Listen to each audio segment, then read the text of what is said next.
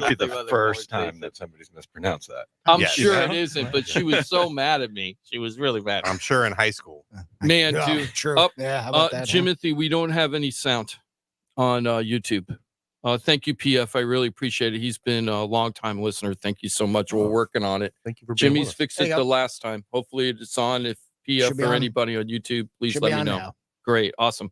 Hey, the other thing we got a lot to talk about today. A lot to talk about. Number one, big news on Thursday with what the Fed, everybody saw what Jerome Powell was hinting about, right?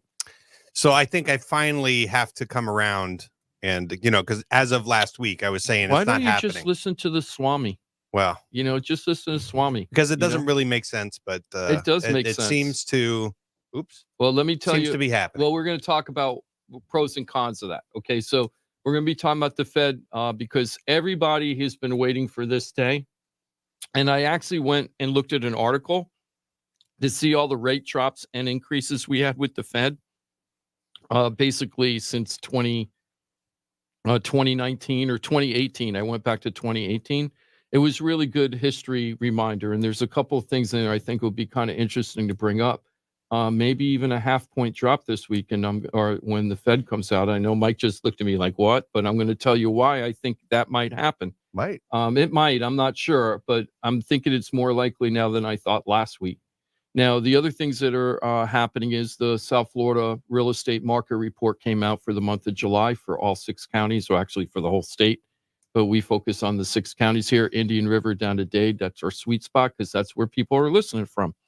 We're going to talk a little bit about what happened in that market report. A lot of it is more of the same kind of trends we've been seeing. We're still seeing on that, which is lower sales, but prices holding. I don't understand how prices are holding right now because I'm seeing so many price drops. And days on market is increasing. And days on market, and it is increasing. And the inventory is increasing. But the prices are holding so far. But I don't think the prices are holding everywhere. We'll talk a little bit about that. The other thing, thank you, PF. It's working now. Thank you, Jimothy. Appreciate it, man.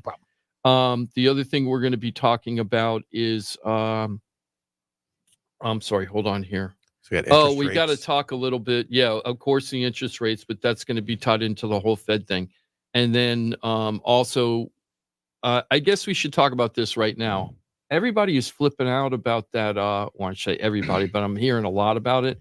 And AJ Holman from an experienced appraiser sent me a text yesterday. I couldn't reach out to you, AJ, but thank you for giving me the heads up about this whole turning the parks into, using park space for hotels and golf courses and other things not related to park stuff.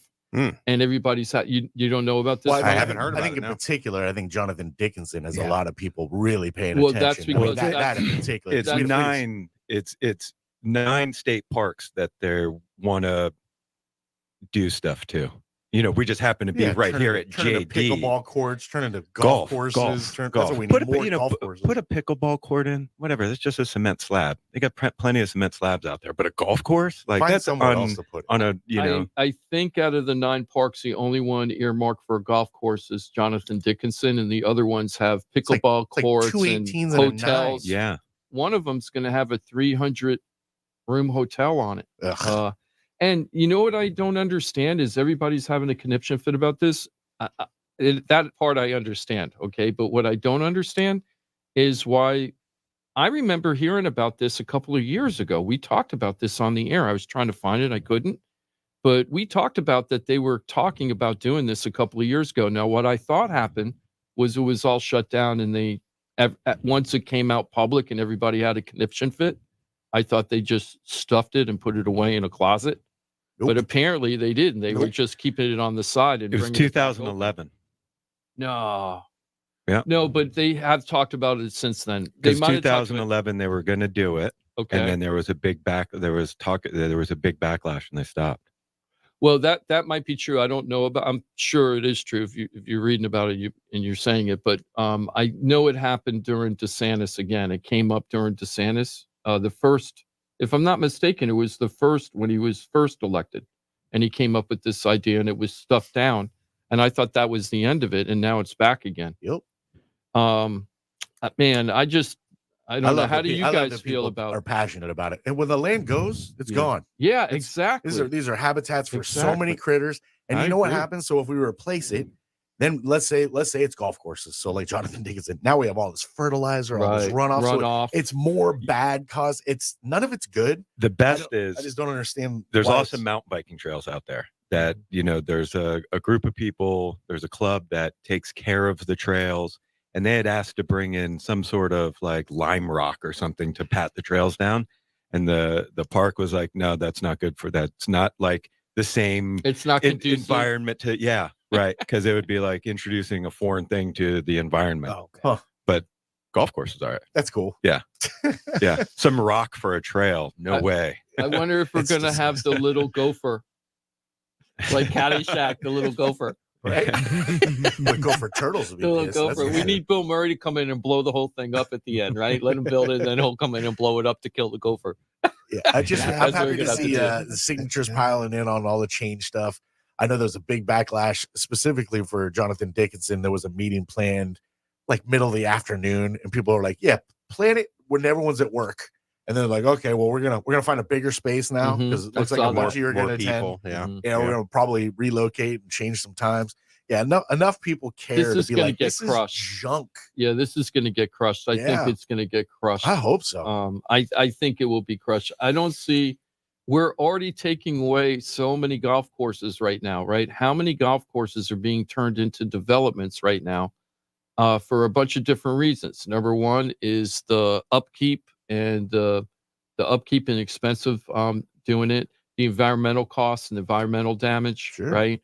Well, it's just getting hotter and hotter. Nobody's going to be I golfing. was going to say, And in just the think heat, about the number of golf courses within like 20 miles. Like that's what we need, more golf courses. exactly, right? Man, We're the stop- number one per capita Stop for taking golf dollars courses. and making decisions with your pocket, Yeah. legislators. Come on, y'all. Yeah, it's pretty crazy. But the thing that, like I said, the part that was surprising to me is how it caught everybody. I guess it caught me by surprise too that it came back, but everybody made it sound like this is the first they heard about it. And I was like, we talked about this years ago, and so it isn't like, to me it was a surprise. It just reared its ugly head back. I'd really like to know the people that are thinking that these are sound governmental choices to do, right? Oh, They're sitting around in a room and like, you know what we should do to Jonathan Dickinson? We need another golf course in Martin Palm Beach County. We need another one. Let's just put one in there. That makes so little sense Of that course. it just doesn't happen that way, right? I mean, there's no know. way. It's self-serving. I mean, it's the only way it makes sense that it's the decisions being made. It's like who's prospering from this? So just for the heck of it, if anybody out there is in favor of the golf course and Jonathan Dickinson, give us a call. I'd love to talk to you right now. I don't want to hear the people that are against I'm it. sure a there's million. some case to be made. I just can't think of That's what what it I'm is. saying. I'd like to hear You're saying it's the just other. private interest is saying The I- other Yeah, for the sure. other side is, well, there's just not enough public golf courses around here.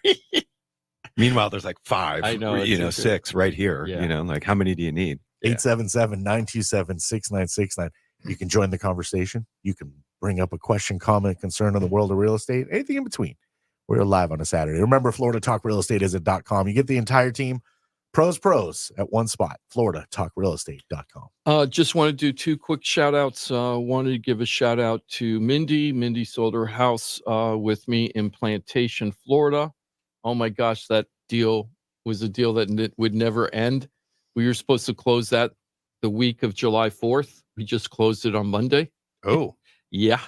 a month and a half later. Went through 3 buyers in the process. The first buyer tried to play a fast one on my sellers. The house had an addition put on 40 years ago. They went to the city and then they came back. It was an attorney realtor and an attorney buyer. And they came back to us and said, we need $100,000 off on the deal because the addition was done without a permit and we're going to have to tear the addition down or rebuild it. And we were like, you're just making stuff up.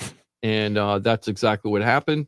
We went down to the city. The city says, I don't know what those people are talking about. We're totally fine with the way the house is now. And there's no fines and no future things coming up on it. Now, if I remember correctly, because you told this story last week did. too, you're doing all this footwork because these sellers are in like Yeah, they're in New York. They're a different They're in New state. York. Yeah, Yeah. this is a a situation where they lost a family member. It's a state situation, right? So Mhm. you're doing all this legwork for these people. Yeah, and they could have lost $100,000 very easily because they don't know the area. They didn't know much about the house they were selling. They were relying on me, and it would have been really easy just to make the deal go through. To say, okay, I don't know what to do about this addition, but taking the little extra effort, save them about $100,000. I still want to call those first buyers up and tell them, ha ha, I fixed everything. You got the same amount that you had offered originally. You have an urge to I still want to do that the so old bad.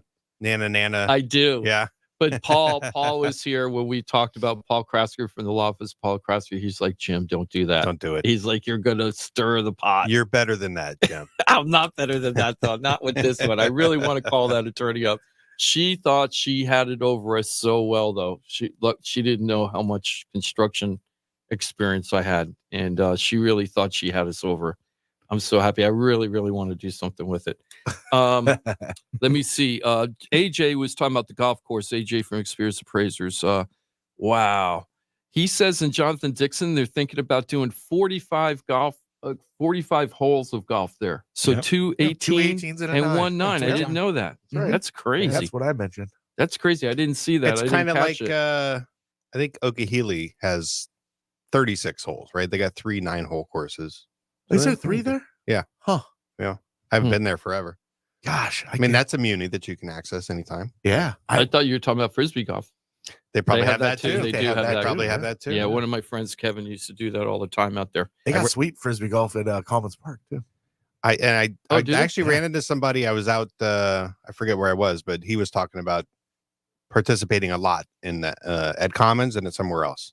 You know who's And he was a military vet, and he said that there's a group of them that get out there and they play. got a good group. Yeah. That's awesome. It's always being used always when I'm out there, and we're out there. You ever fair enough. tried it? I have tried it. I'm okay. Yeah. I bet you if I got more into it, I'd get pretty good at it. 'cause So- I- Yeah, you I gotta can pitch a practice. disc pretty good. Well, my question is how many Frisbees did you have? So just one. I've only pitched one. see- So see- when you're playing frisbee golf or disc golf, you actually have like a bag like you're playing Mhm. golf. You have your putter, your Mhm. chipping, Driver. you have your different. Exactly. I was just kind of seeing, but I could pitch pretty good. I bet What- you I'd get good. What were you using? What iron? Not even like a real, just a Just a real regular frisbee. Frisbee? Yeah, Whambo.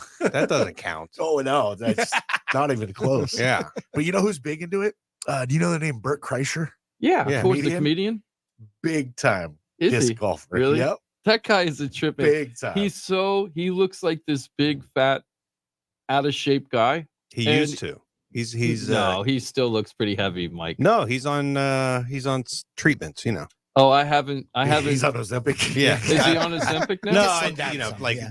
probably No, but TRT he stuff, trains for, testosterone replacement. he stuff. trains for marathons. And But I stuff. hear got- he's got Jelly athletic, Roll right? I getting ready hear to do he's marathons. athletic. Yeah, Yeah, he's athletic. I do hear he's athletic, but he doesn't look athletic at all, Yeah, right? super. He doesn't. Well, He, me too. You'd be surprised how Yeah. athletic I am, and you'd be like, "Huh, look at that guy. He's gazelle-like. I would have never guessed." We'll He see went to tonight. Florida Monday. State to Gazelle play like- baseball. It's So all like that. His life story is kind of loosely what Van Wilder's based on. Mhm. Yeah, his that's true. experience at Florida Mhm. State is Yeah. kind of Van Wilder, the movie Van Wilder. He Yeah. is so lucky that journalist from Rolling Stone found him.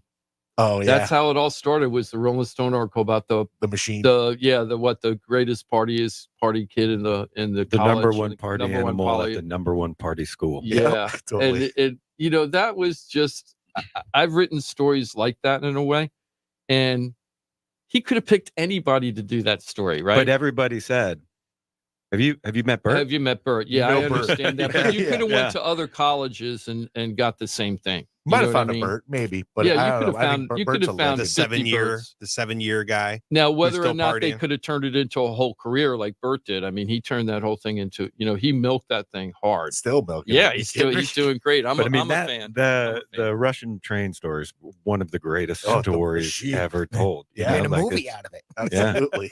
What was the movie? The machine. The Machine. Machine. Oh, the Machine, machine. yeah. I didn't see the machine yet. It's on did I Netflix. see it? Yeah, I know. I did. Maybe Probably, I did it see go it. direct to Netflix? Yeah. I think it so. I was, think it was yeah. Netflix Yeah. direct. Oh man, was Well- that in theaters? No. I thought it Wait. was. Yeah. I no. thought I it think was. it was. Yeah. It was. Oh, in was theaters. it in the Yeah, theaters? It was in theaters. Yeah. Just want to do. I want to do one more shout out, and then we're going to talk about one more thing before the break. Okay. Yeah, sure. So the other shout out is to Diane and Mike. Thank you so much for hiring us. We sold their house in Winston Trails in Lake Worth this week. It was such a nice. It was such a nice closing. The seller and the buyer got along great, which was amazing. Were they at the closing table? Kind of. They weren't at the closing table. At the end, they were in the same closing at the same time. Okay. So they got to meet each other, but they had met each other before. And it was funny. The family that bought the house had looked at 40 houses before they picked ours. 40 houses before they picked ours. Buyer's market? Very, anyone? very, very, very picky about what they wanted. They were so Picky happy. is not the right word. Selective, right? You can't say that. Very particular. Very particular. Yeah. Good for So them. And very they found what happy. they liked. Very Yeah. happy for Mike and Diane. And look, when they came to us, we were just sliding into the slower market, which we're going to talk about in a little bit. And when we were leaving, they did take a significant price reduction off the list price, okay, which is unusual for me. But when we were leaving the office, the closing on Thursday or Friday, I can't even remember. Diane said to me, Jim, because she didn't know me from Adam. Mike had listened to our show for a long time. Thank you, Mike, for being such a long time listener. Yeah, Diane is a sister, and Diane said, Jim, I'm so happy that we hired you to sell the house. And she goes, and you know why? And I said, no, Diane, tell me. And she goes, because all the other houses are still on the market. Yeah. Because it's so slow right now. And that's why they took the price reduction that they did. They were still very satisfied, very happy. So I'm happy for them. That's what most important is, that they're happy. And thank you so much for trusting our team. Mike says he'll come on and talk to us one day, but he has terrible stage fright. He's called the show one time before, and he told, you know this from being in radio so long. Have you ever talked to people who then, after they done with the little talk on the show, they like overanalyze what they said and did they say it right and things like that? Mike's kind of like that. He gets very nervous about public speaking. Gotcha. So He'll I don't listen know if back. he'll come on, but Diane isn't. So I think I'm going to bug Diane if Mike doesn't come on. I'll bug Diane. That's what happens But, to me in every conversation. You walk away going, oh man, I should have said that. Why did I say that? What did Yeah. I just say? But I'm really happy for them, and thank you so much for trusting us to do the deal. The other thing I wanted to bring out is, because we didn't talk about this last week, but I just wanted to bring it out just really quickly. Can you believe what's happening with these engineering reports, Ross? You saw that one building up in Jensen Beach. Now, it was an apartment complex, not a condo, but they shut down the whole Villa del... Oh, no, it is condos. Villa del Sol condos. They shut them down because they were afraid that it Yeah, was they just going to evacuated fall down. everybody, right? They evacuated everybody. And when you look at the repairs, when they have videos from the news crews of what the structures look like, it's like, how can anybody think that those buildings were safe when they were living there? It seems like the condo board wasn't really doing their job, and I think that we're going to see more and more of this. But now we have another building that's being completely shut down. How old was this one? Good question. Hold on. I didn't read this story or pick up any of this coverage. That's how many units are we dealing with here? I mean, I I don't think remember. it I was don't remember. 300. hundreds. But I And mean, they're all prior- you have to get out. This is unsafe. It's like they're kind of condemning the building in a Yeah. way. They said significant structural damage. I'm trying to find I out. think like prior to Sunnyside, I don't think anybody, the associations were like, oh yeah, these things are going to fall down. It like wasn't a no, thought, yeah, yeah. I don't They're think, not gonna you can't say that. I collapse. don't think they were kicking it down the road. I just don't think they ever thought it was a possibility that the Right. building would fall down. Just gonna fall. No, they were Well, when you kicking look down at the the road concrete- the inspections. But right? when you look at the concrete and everything and the damage to the concrete from the water damage, it's like, how could they not think it was going to fall down?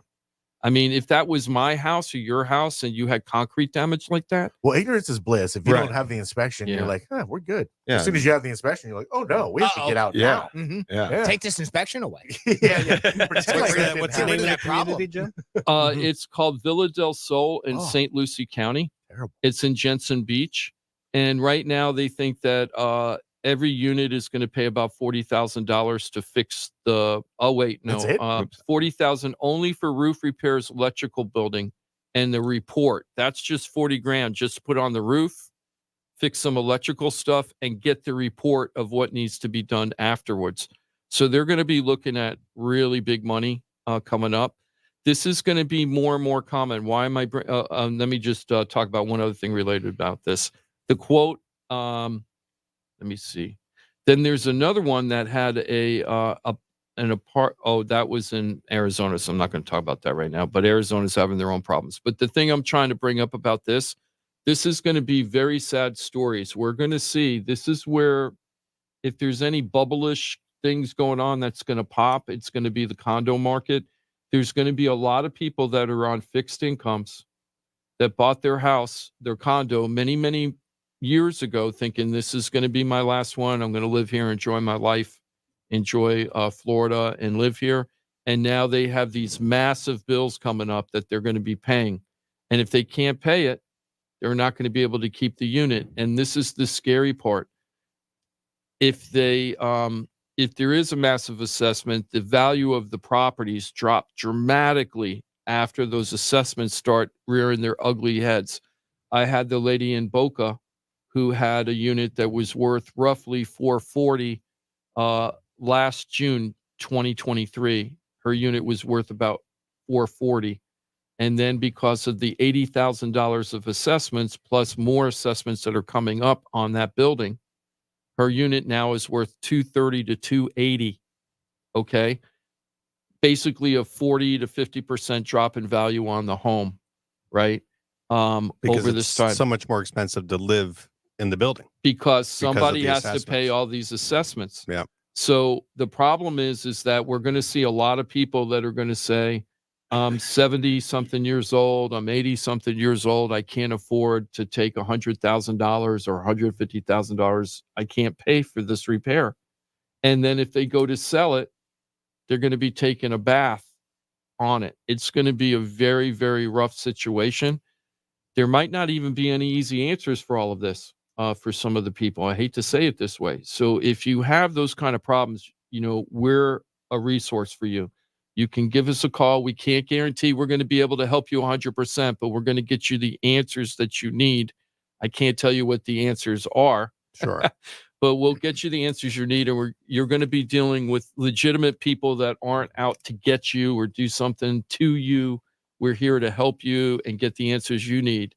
And first question I say when people are stressed out about their property, the very first question, do you want to save the house or sell the house? Yep. Right? So if you want to save the house, don't worry about giving us a call thinking we're going to try to convince you to sell the unit.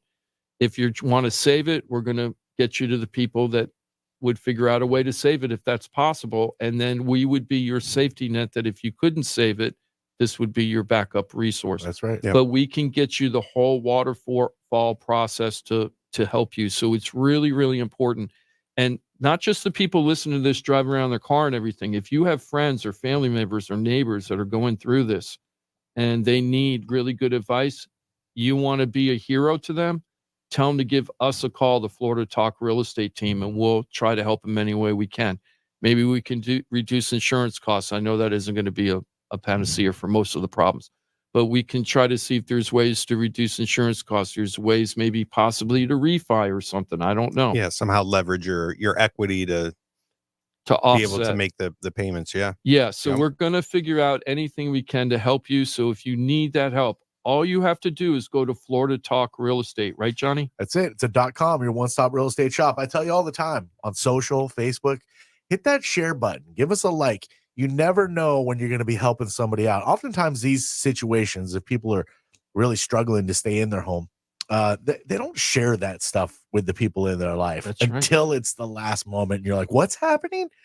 You can help them without even really knowing they need help by just sharing, liking, and letting people know that there is a resource out there for buying a home, selling a home, being stuck with a home. You don't know what to do. You've heard me say it for a long time. We've been listening to this show for 12 plus years.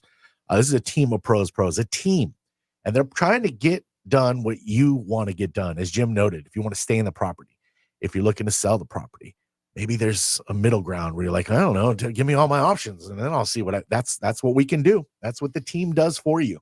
A team of professionals at FloridaTalkRealEstate.com, giving you options to get done what you're trying to get done the right way by you and your family. So know it, use it, love it, share it.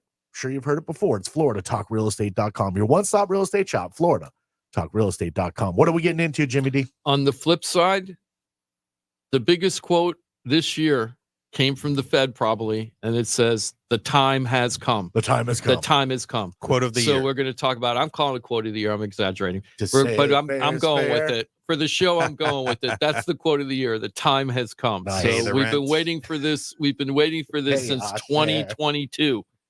And the time has come. So we're going to talk about what the heck that means. There it is. Okay. Beautiful. We'll do it in 4 minutes from now. Great to have you with us every Saturday. It's Florida Talk Real Estate.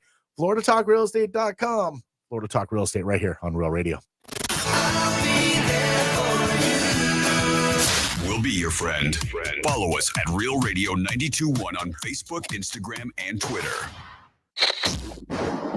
Here's the latest with weather on Real Radio.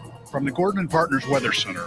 Have you been injured in a motor vehicle accident? Call 561-333-3333 or go to fortheinjured.com. I'm meteorologist Lauren Oleski for CBS 12 News. Temperatures will be near 90 degrees as we move through our Saturday. A tropical wave moving in, keeping moisture content elevated. The scattered showers and thunderstorms are going to continue as we move throughout the day. Heavy downpours and localized flooding will be our biggest threat. Skies otherwise remain partly cloudy.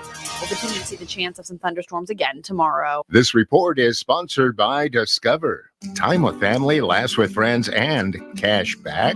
Discover's got you covered on the last one. That's because Discover doubles all the cash back you've earned on your credit card at the end of your first year with cash back match. See terms at discover.com/credit card. Hey, it's your boy Johnny C here, host of Florida Talk Real Estate. They're tops when it comes to helping people buy and sell houses. But Florida Talk Real Estate is so much more than that. For 5 years, I've watched these guys help thousands of our listeners with any real estate need. They couldn't do it without their sponsors, who are experts in their fields. Check it out. Jim DiPaola, powered by Keller Williams Realty. Their team specializes in helping people sell their house for top dollar, and buyers get great deals on the purchase of their home. That's what they did for me and my family, and I couldn't be happier that I hired them for my real estate transaction. Mike Rauch from the mortgage firm is one of our favorite guests on the show, and he is the mortgage guy. Whether you're looking for a refi or a mortgage to purchase a new home, Mike Rauch will get you the answers you need. The mortgage firm is licensed to do loans in Florida, Alabama, Tennessee, and Georgia, and they have local offices that cover all of South Florida. So if you're thinking about a refi or a new mortgage, go to the mortgage guy, Mike Rauch, and find out what he can do for you. The Mortgage Firm, Inc., NMLS 189233, Florida license MLD 78, equal housing lender. The law office of Paul A. Krasker has been specializing in real estate law for nearly 25 years and has the professional team you need. Upside down with your house, Paul's team can help you conduct short sales, loan modifications, even if you're behind on payments. They also help you with foreclosure defense and bankruptcy. They can even help you get a student loan modification and repair your credit to get the score you need. Paul's full service team has helped thousands of our listeners, and they can help you too. Trident Title LLC is the largest privately owned title company in Florida. When you need a title company to complete a refi, home purchase, or sale, Trident Title has got you covered. Not only do they offer competitive pricing, Trident Title has attorneys on staff to make sure if you have bumps in the road declaring title that you can get the job done. Beware, not all title companies in Florida have attorneys on staff. Trident Title does and complies with all the new federal regulations released last year. Ross Komarinetz, owner of Brightway Insurance, has been helping our listeners get great rates on homeowners insurance plans. Haven't checked your homeowners insurance policy in a while? This is a great way to help reduce your monthly mortgage payment. Ross can also help with renters and auto insurance. Ross is only a phone call away and can usually get the answers you need same day. Call Ross today at 561-425-6228 or drop by his office at 873 Donald Ross Road in Juno Beach. So now you know why I'm happy to be part of the Florida Talk Real Estate Show, the longest running real estate show in Florida. And all these sponsors are just a phone call or a click away. Just call 888-973-7828. That's 888-973-7828. Or go to FloridaTalkRealEstate.com. That's FloridaTalkRealEstate.com. And don't forget to use the most accurate search engine to find your new home or ask for a free home valuation, because FloridaTalkRealEstate.com has you covered. That's FloridaTalkRealEstate.com. This is Real Radio 92.1 and 101.7. Real talk for the Palm Beaches and the Treasure Coast.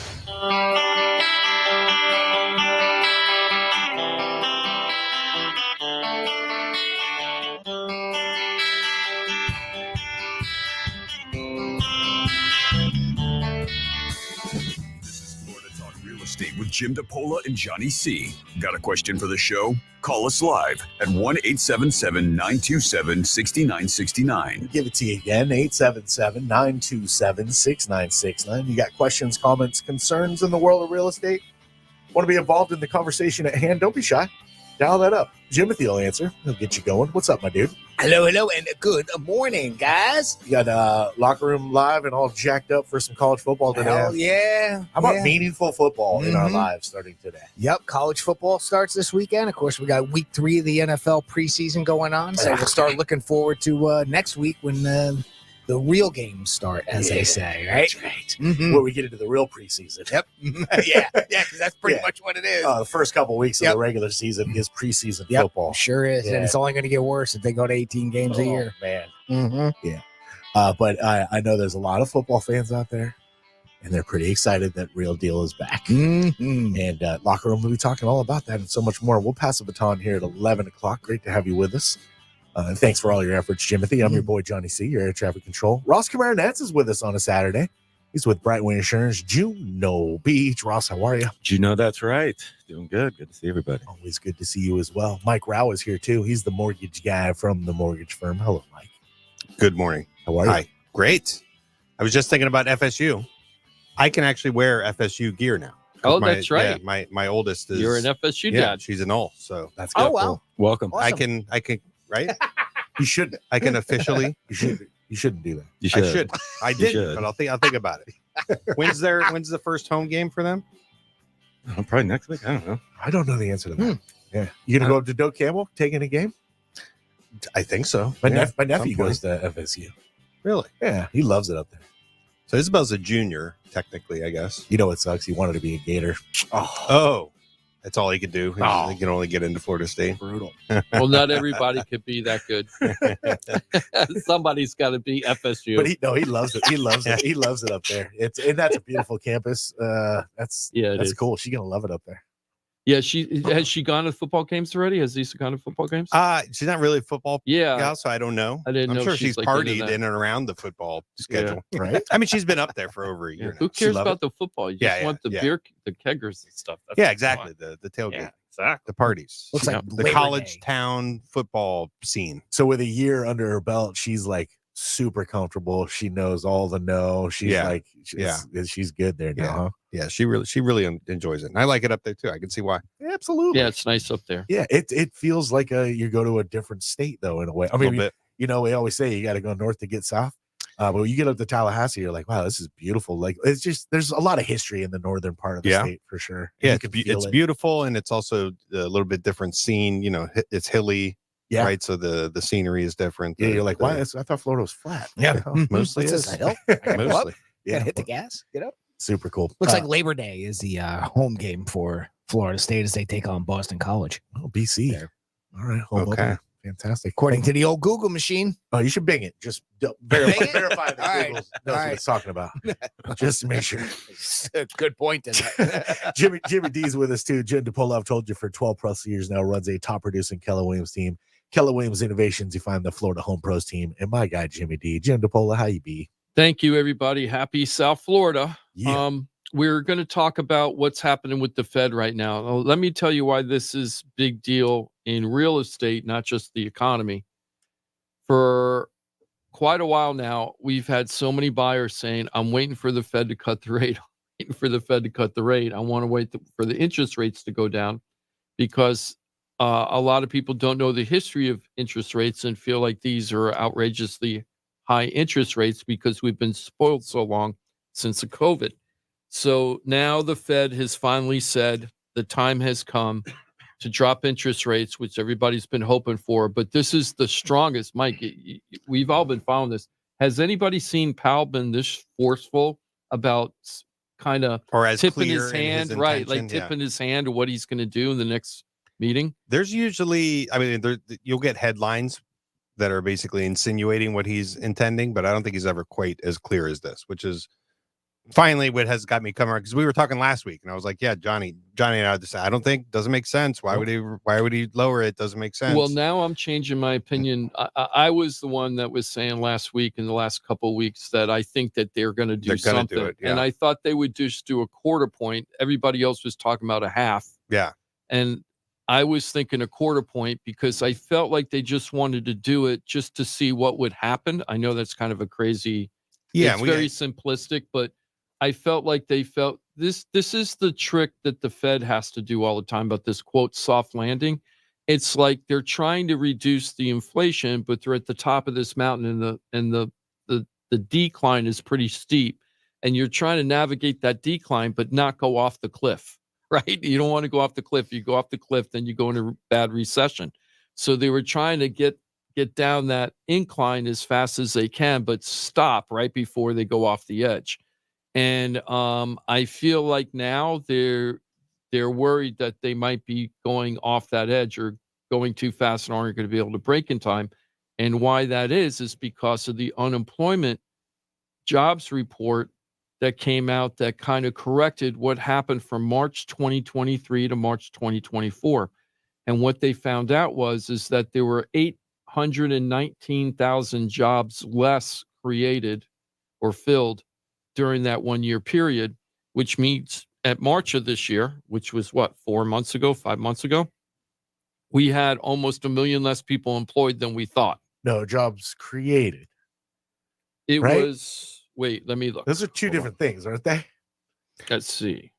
I think they are two different things. Yeah. Yeah. Jobs created does not equal unemployment. No, added. So it's the jobs. It's how many jobs added. You know how we come out every month and we say how many jobs came out every month?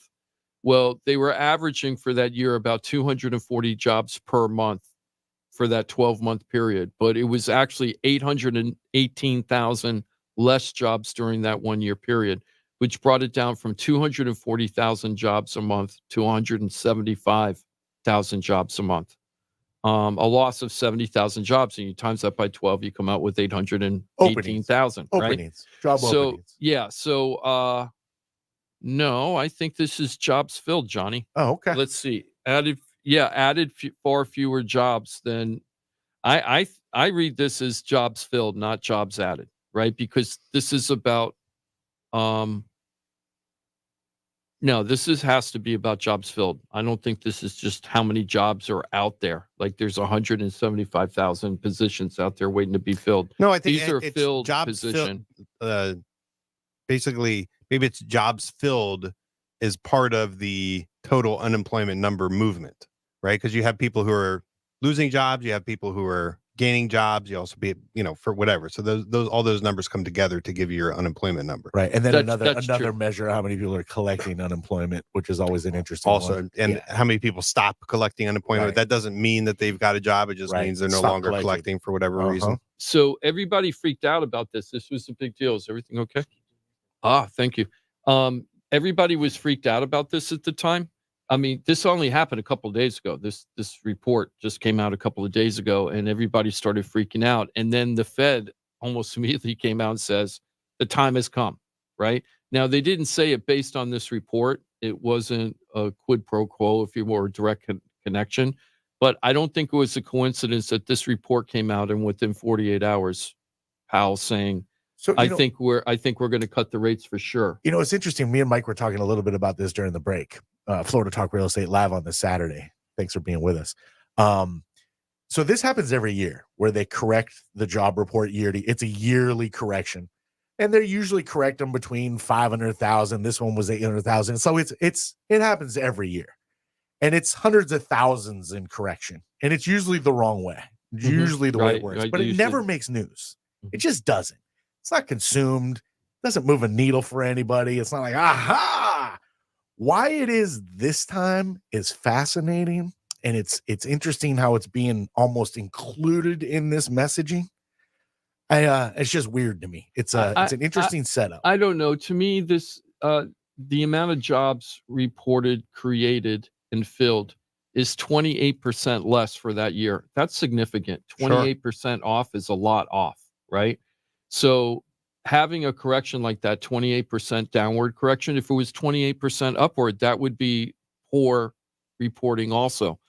Being 25% off or more, to me, that's like you might as well just throw a dart at the board and see what happens. If we could get all the numbers and you extrapolated the percentage of the correction every year, I'm guessing it's probably in the similar range. You might be right.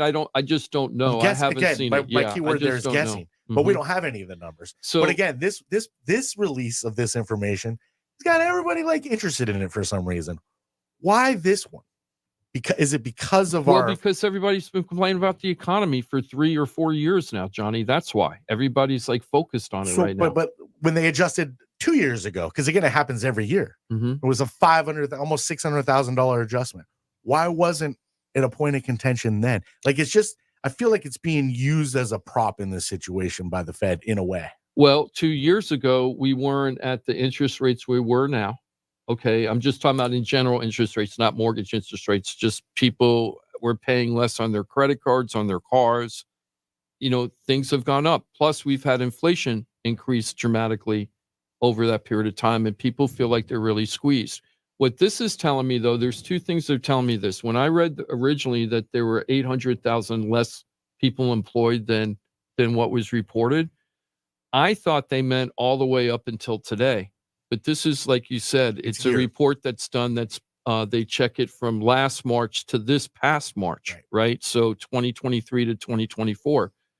If there were any major problems that we underreported employment during that period, you feel it would have a ripple effect into the economy now. Do you know what I mean? Yeah, and I really need to reassess the way I'm reading these, because I have always consumed this as jobs created, not jobs filled. No, jobs filled. I'm almost positive. It'll be interesting because you might be right, Johnny, but I'm reading it as jobs filled. I've always read it as job jobs creation is filled. when you look at the classifieds, you're like, wow, look at all these jobs open. Doesn't mean that anyone's taken that job. They're just jobs created. That's the way I've always consumed this. I think this is based on payroll, but I'm not sure. Okay. So I need to reassess. I need to learn too, because I might be wrong. So if I'm wrong and anybody knows that I'm wrong or Johnny's wrong or Johnny's right or I'm right, let us know. The other thing is, so the first thing I thought of when I read this report originally is like, wow, we have almost, and then it dawned on me, well, what percentage of unemployment is 818,000 jobs? Because right now we were at a 4.3 unemployment rate, right? So now that we have 800,000 more people unemployed that we didn't know, how much would that raise the rate? And I spent like 20 minutes going on Google, and I had to end up going to ChatGPT to get this answer. So what I wanted to do is I wanted to know, in today's economic market for the United States, what does 1% unemployment equal? How many jobs? And there's 165 million, roughly 165 million in our workforce. Workers, right? There's 165 million workers. Actually, 166, 167. I'm rounding it off. So 165. So 1% is 1.65 million, right? Okay. So if we just downgraded 800,000, that's a half a point. Half a percent. So really, if it said 4.3, does that mean we're really at 4.8? Right, because the report said 4.3 before this corrected report came out. So are we really a half a point higher in unemployment this whole past year plus, and we didn't know it? That's the other thing that was making me wonder.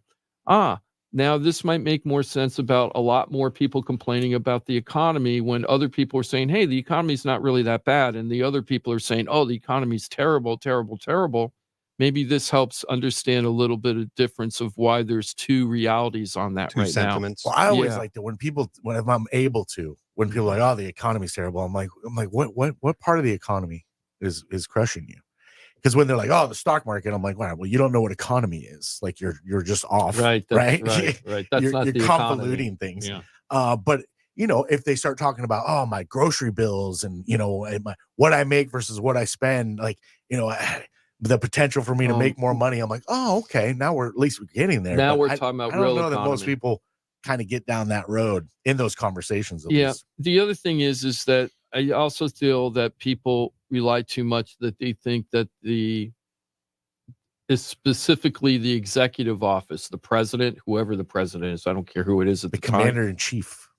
They really can't affect the economy that much when it comes to the day-to-day operations. Longer term trends, Yes, they can create incentives to invest in certain industries and not other industries and do all that stuff, and that helps steer where the economy's going. Right. But they're not going to be able to put their finger on the scale and change the economy the way that You think tariffs can create a little inflation?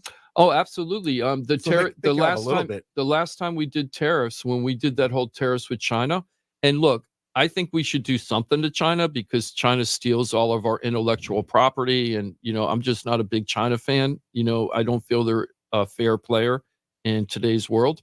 But at the same time, with the whole China thing, when we put the tariffs on there, everybody forgets. And Mike, you're people that live in the area where your grandparents live, farmers. Yeah. They were supplemented like crazy because when they put the tariffs, I think it was on the pork bellies and wheat or something like that. The cost became so high. In order to offset for our local people, they had to give billions and billions of dollars. And I think it was the stuff that we export that was getting penalized essentially, right? So yeah, because because we raised the tariffs, so it affected our people exporting out. So then we had to supplement them so that they weren't damaged because of the tariffs that were created.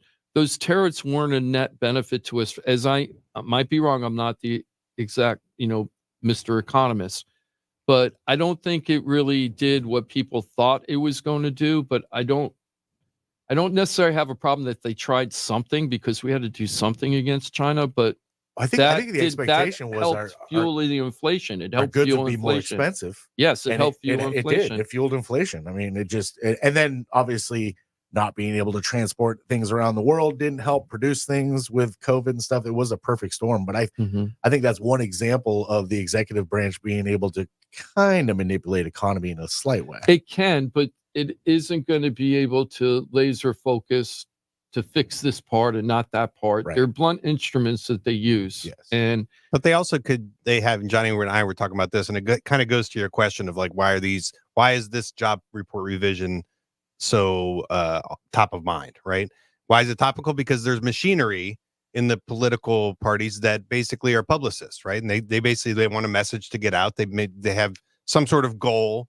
Like, we want this to get out because our goal is to influence in this way, one way or the other. Sure. And so they have machinery with lots of money that basically say, hey, we need everybody talking about this. Well, we want to talk about it in this way.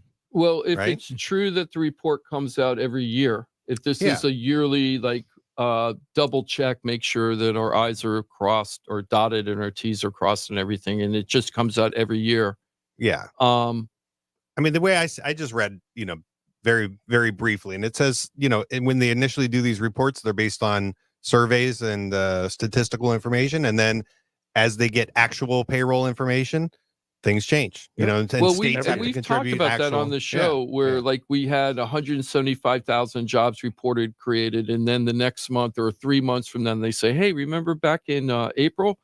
It wasn't 175. It was 240. Holy moly. They had 80,000 more jobs than they thought. And to clarify, we've done that. It looked like it's jobs filled versus jobs lost and whatever that difference is.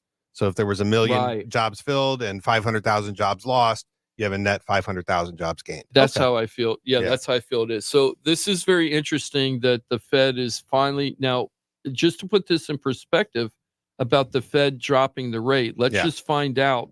I have a really good article here. If I didn't lose it, oh my gosh, I hope I didn't lose it. 877-927-6969. If you'd like to be a part of the program, you're welcome to. Always remember, Florida Talk Real Estate is .com. Your one-stop real estate shop. Team of pros. You get them all at floridatalkrealestate.com. So just to put this in perspective of what happened, when we were having in 03, I know we're going back a ways, right? But in 03, June of 03, we had a 1/4 point cut, which got us down to 1% Fed rate back in 03. And then we had the crazy real estate market, right? That was just frigging nuts. And then we had the crash. So in 04, the Fed realized in 04, now that we look back at this, even though we didn't have our crash to Wilma, right? October of 05. As early as June 04, the Fed saw this coming, and they started jacking up the rates back in June of 04. And they started increasing it by a quarter point, and they never stopped. It was like June and August, and then September and November, and then December of 04. And then in February, in 05, every time they had a meeting, they raised the rates a quarter point. Got to give themselves room for QE when it was coming. They knew it was coming too. Exactly. You're exactly right, Johnny. We got up to 5.25% in 2006 for the Fed rate.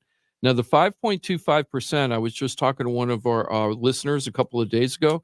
They don't realize, and this is a very common misconception, that the Fed rate is not the interest rate that people pay when they go to Mike to get a loan. Right? That is the lending rate between bank-to-bank lending when Wells Fargo wants to borrow money from JP Chase. Right? This is the rate that sets the standard of borrowing money between those two institutions. Now, as the rates go higher, that's more cost for the banks to borrow that money between each other, and they usually pass on those costs to the consumer. And that's how the interest rates go up over time. But it's not a direct correlation, and people don't get that.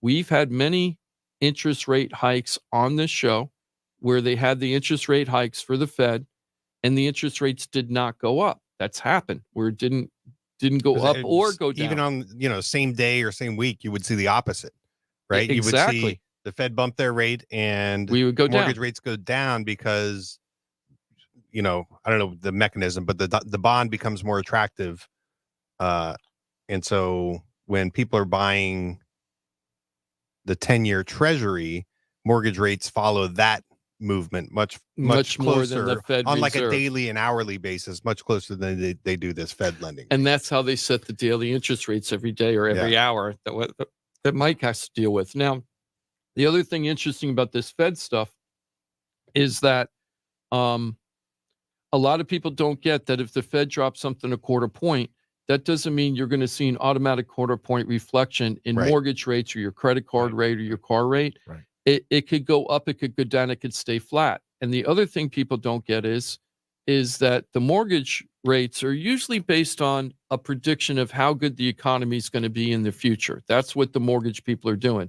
If they feel the economy is going to be pretty strong in the future, they're more likely to relax interest rates to get more people to be involved. If they feel the economy is going to be more risky in the future, higher unemployment, things like that, they're going to want to raise the rates because there's more risk about giving you that 30-year loan because you might be going through a rough time coming up, right? Am I wrong about that, Mike? You're giving me a face. Yeah, I think it's the remember the interest rate is a mortgage-backed security is a long-term stable investment, right? So if mortgages are paying, 5.5%, 6%, right? Like I can expect that return on my money if I'm investing in mortgage-backed securities for, those notes or that portion of the mortgage-backed security I'm investing in.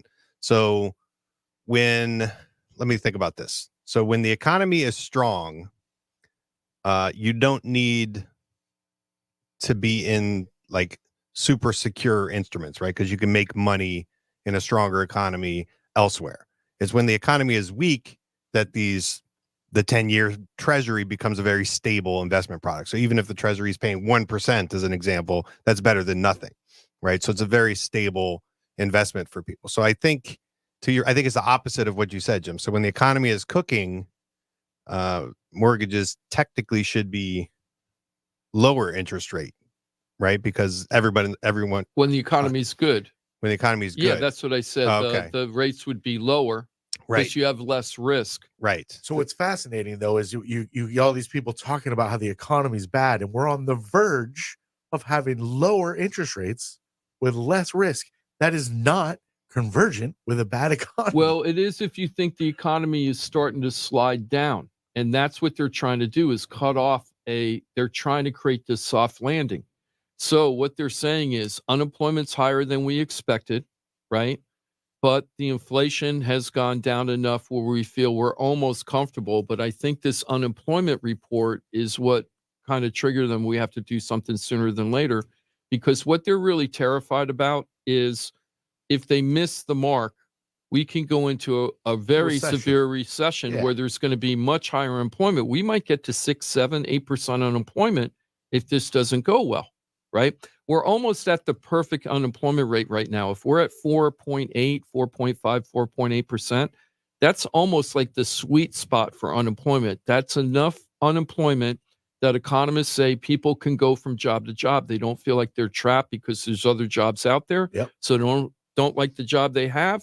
They go looking for another job. There's jobs out there and they might find a better job. So the thing is that they feel that is going to, they want to keep that going. And they're afraid that if they keep the interest rates too high, and we're also seeing, but there's so many, it's so complicated because there were 2 other reports that came out last week. One was saying that the consumer, conflicting reports? the inflation, they said the inflation was below 3% for the first time since March 2021, right? Which is, we're trying to get to that 2% inflation. We just barely hit it.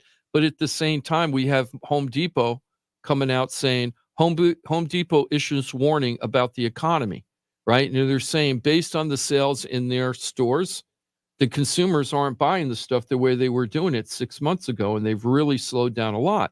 But then you have this other report that came out the same week. That doesn't surprise me in the slightest, though. I mean, what are the things that you're going to go ahead? I'm sorry. I want to hear what you have to say, Johnny. But just to show you the difference of the things, that same week we had an article come out: stocks rise for 6th day as retail sales ease concerns about the economy. Consumer spending is a crucial driver of economic growth, and a new report showing a rise in sales has allayed recession fears.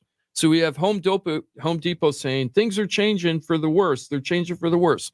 Then you have other people saying, hey, our economic growth is staying stable because people are buying Still stuff, spending right? money. So it's all over the place. We don't really know. It depends on where you're at. So Home Depot, again, doesn't surprise me. This isn't, I don't think the environment we're in right now, this isn't like COVID times where everyone's like, I'm going to take all this money I'm saving and I'm going to do these projects at home. That's so a handful of years ago. Where we're at right now, I think any extra money people have, it's for them. It's like, I'm going to have some fun with this in their mind if I have extra money, because everyone's so kind of tight on where they're at. Savings, I think, for the majority is out of the option. And the last option is going to be, let me go do some home improvement, from my perspective. I think people are putting that stuff off if they can. Yeah. And I think it's an indicator that people's money their discretionary money is tight and or running out. I agree. Meaning they've tapped into savings, they've gone through that. Now maybe they're on credit, maybe they're tapping into their 401ks or whatever. And so as that money starts to, become less accessible, or you've kind of tapped out what you can get from that, well, you just got to spend less. I feel like there's another that's an answer, and I feel like there's another partial answer to that too. So that's part of the answer. I think the other part is we have less housing sales. We're down like 25-30% of how many people are buying houses, and it's been like that for several months, like 4 or 5 months. So that's a lot less people buying houses, and when people buy houses, that's when they go to Home Depot. So it's interesting though, because you talk about the employment rate, and I know we got a caller on hold there, and we're going to get you in a second. Talk about the employment rate. It's kind of like, and those numbers always bother me. Always have. It just seems so arbitrary, but we go with what they give us, right? So if it's in the sweet spot where it should be, awesome. You know what else is getting in the sweet spot? Our inventory for the housing market. Like it's getting to a healthy market. So we're starting to talk about our inflation numbers where we want it to be. The housing market's starting to be in a sweet spot where the inventory is where it should be in a healthy market. Everything is quote unquote getting healthy. What are we doing? Why aren't we leaving it alone? Good point. If it's all getting to where we want it, this is where it should be. Leave it the bleep alone. Well, what the argument would be, and I'm not saying I don't. You don't agree want to with you. overcook it, right? What happens if you slide down that ledge too far and then you slip off the? What do you mean slide? You just said we're all in like. Well, everything we had super high unemployment. I mean, we've had super high inflation, and it's going down, which is what the whole thing was about, is to reduce that inflation. Allegedly, yeah. And we've been going on a downward track from 9% to roughly 3%, right? We've gone down all that way, right? But I don't feel it. But you think of it like an oven. Johnny. Right? Mine's No, a little like temperamental. The back cooks way harder. You get your big piece of meat and you want to bring it to a certain temp. see, so you have your oven set way higher than Let's that. talk So about you're my bringing big it meat up, real you're quick. Hold on. you're cooking. And then once it achieves the temp that you want, you can either turn the oven down to the hold temp, right? So if you achieved, 200 degrees, you put your oven at 200, it's going to hold at 200. And then you're done.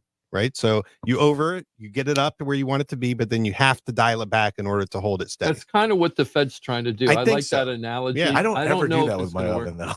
though. No, but it's actually, if you're smoking meat, that's a, consent. Like Well, if you're doing a brisket, And I got to get better at that for Yeah. sure. Jimothy? I was just gonna say, can we go back to talking about Johnny's meat? Oh, Yeah. We'll get a little more in depth Wait, in that later. I was take starting generally in meat. I was going to get to Johnny's meat in a second. Who do we got on hold? We take a phone call. We have Scotty on the line, and he's got a question about the Fed rate. Scotty, welcome to Florida Talk Real Estate. What's up, Scotty? How are you? Oh, I'm great. How about yourself? Hey, good. How could we help you? There we go. Is that better? Yeah, we can hear you now. We can hear you now. Yeah. I specifically, if the Fed drops its rate a half a point, will that affect the prime at all? Because I built a mother-in-law suite and I took a HELOC out against the big house at a 1.01 under prime. So, is that rate going to go down if the Fed drops it a half a point? Yeah. I would say any of your Nice. adjustable rate type loans should be adjusting downwards as the Fed lowers the Fed lending rate. So whether or not you're going to get a half a point, directly like that, it depends on what index you're tied to, and kind of like also usually when you're in a home equity loan, it's not adjustable right from the start. I mean, it could be, but sometimes there's like a fixed period and then it will adjust. But yeah, I mean, I think generally if the Fed is lowering the rate, then adjustable rate should also come down, which could affect. Yep. This is it's adjustable from the start, but it's married to the prime. Yeah. Yep. So there's usually some prime. When you say prime, there's some index that it's tied to, but that should go down with the Fed rate going down. That'd be great. So news. that's some good news for people who have that style of loan. That'd be great. And news. they have been, we have one client in particular who was on a reverse mortgage. Reverse mortgages are typically adjustable. You don't usually have that fixed option, and those will go up and down with the market, right? So yeah, that's awesome. That's awesome, because that's specifically why I took that loan out, in hopes that when the prime did go back down, or when the Fed did go back down, that the prime would go back down too, along with my interest rate. Yeah, I would keep an eye on it. Just you kind of now have some anticipation of what it should happen. I'd be curious if I were in your shoes. I would be watching it pretty closely and saying, "Hey, what's going on?" But you don't know when your adjustment periods are, right? It might adjust once every 6 months. That's pretty popular with those products these days. Maybe once a year. No, it's not a daily thing. It's basically you set it for a certain period of time. Gotcha. And so they told me at the inception that this thing was like, if the Fed goes down, or not the Fed, they told me if the prime goes down, well, then it's only a matter of like 2 days or so when it resets. And it whatever the prime's at, that's what it's going to set to. Yes, I don't know the specifics of your loan, Scott, but it's like typically there is, and maybe it's like maybe they're doing a daily adjustment on that. I would be surprised. I haven't seen that, but once every 6 months is something like what I'm used to. But you just, you have to look at the terms of your individual loan, and I would keep an eye on it because I would be curious about what it's doing if I were in your shoes. They did say it was a daily adjustment. It adjusts like at midnight or whatever, around midnight or whatever. Oh, okay. But I appreciate it. Thank you very much. Yeah, no problem. I appreciate it.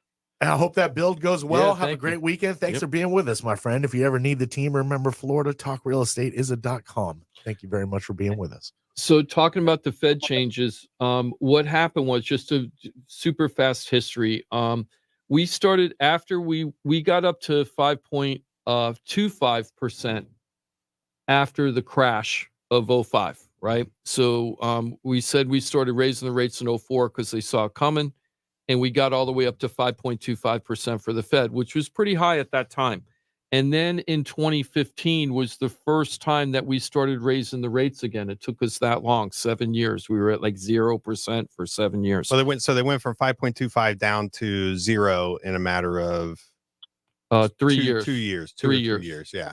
Yeah, 2015 through 2018. 2006 to 2008, they went from right, you were talking about 2006, they were at 5.25? Yes. Right, and that, of course, we had the huge real estate bubble bursting moment. Well, so then it was 0 for a long time. And in after that. 2008, we got to 0. Then in 2015, we started raising the rates again, but it was very, very mild. Like in December 2015, we went up a quarter point. So we went up from 0 to 0.25. Then a year later, we raised it another quarter point.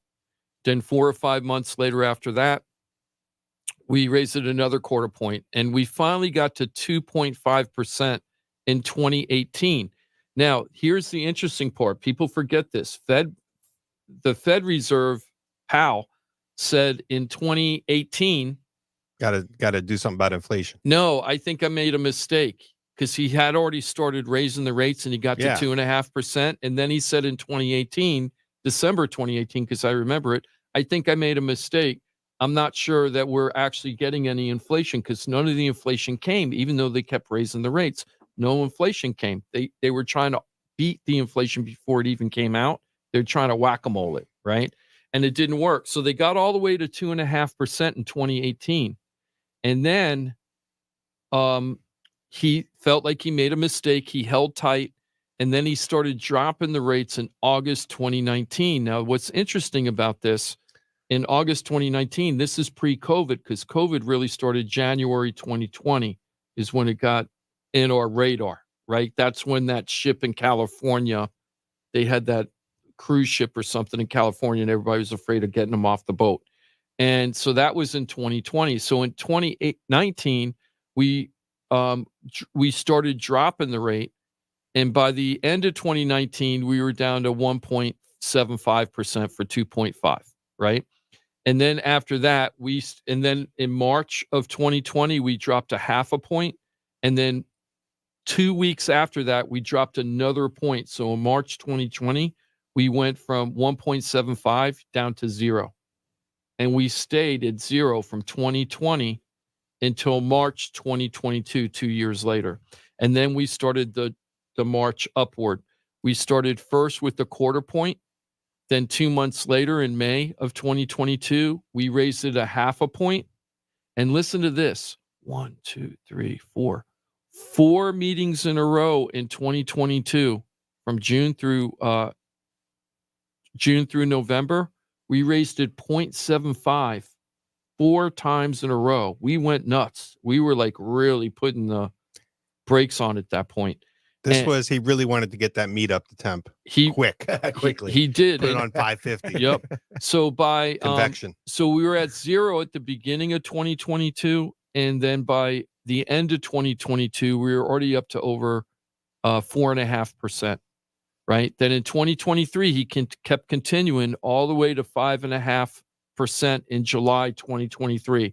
So it's been a year since they've raised the rates. July 2023 was the last time they raised the rates. And we've been at the same rate since August. So it's August of 2023. So now that's interesting. So look at what's happened with mortgage rates. Oh, that's a good thing. Let's do that. Since August of 2023. Let's look at that. Yeah, what did you see here? Let me go here. 6.9, Johnny.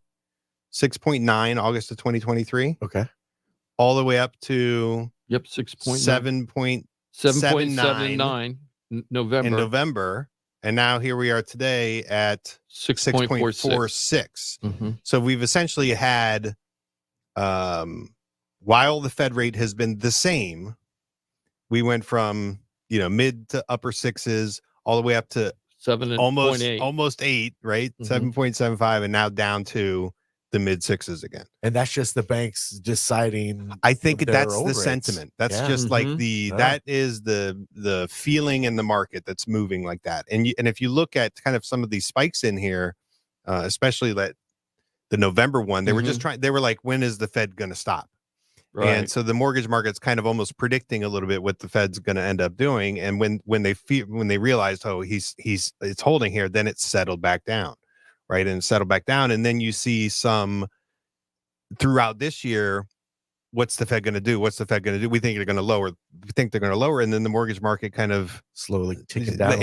You see it go down in anticipation of that, and then when the news comes out, he's like, "We're not lowering. We're not where we at." Then you see the rates go back up the very next day. That's exactly what crazy. You can see it almost mirroring on the chart because the people are trying to predict what the Fed's going to do, and then when they don't do what they wanted when the Fed doesn't do what they want them to do, then they get pissed off and excuse my language, and then they raise the rate. and so when somebody says like, okay, so let's say Jerome Powell comes out and they lower it a half a point, is our mortgage rate's going to be a half a point lower?